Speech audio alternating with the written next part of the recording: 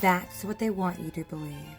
This is the artist Francisco José de Goya y Lucientes, born in 1746 and passed away in 1828. He is better known in the art community as Goya and also for his painting of Saturn eating his children. Goya was known for his dark romanticism era themes and the darkness that he eluded in his portraits, in which historians claim that he went mad. He had bouts of insanity, and therefore he engaged in this level of art. But let us traverse back into the time period in which Goya engaged in Rococo art. This painting is entitled The Parasol, and it was completed in 1777. Goya was also commissioned by the royal family of Spain. This is the family of Charles IV of Spain.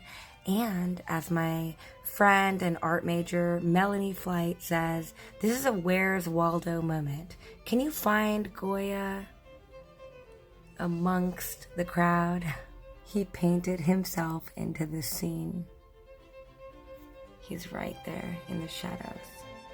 His next series of work consisted of something that I find special. So this woman, this is called La Maya Desvestida, and I can't show it to you here, but if you look up La Maya Desnuda, you will find her painted completely unclothed.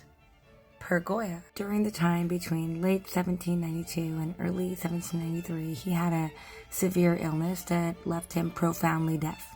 While he continued to paint, his contemporaries continued to engage in abuse against him, and he lost support and he lost friends. He continued to try to work. He painted the Peninsular War. This is the 1808 to 1814 war that occurred. The French army had invaded Spain. This is another one of his works about the Peninsular War. But his contemporaries continued to call him mad, and they wouldn't engage with him any further.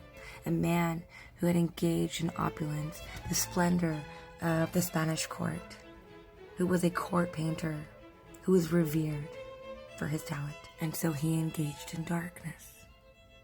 And this was Goya's perpetual finger. And he didn't care what anybody thought.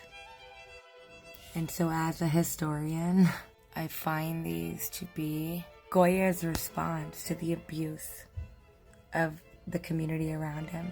This is his very last portrait, the final portrait he ever created. She is called the Milkmaid of Bordeaux, completed between 1825 and 1827. And she is considered a masterpiece. He went back to his original art. He wasn't mad. He was abused. Thanks for listening.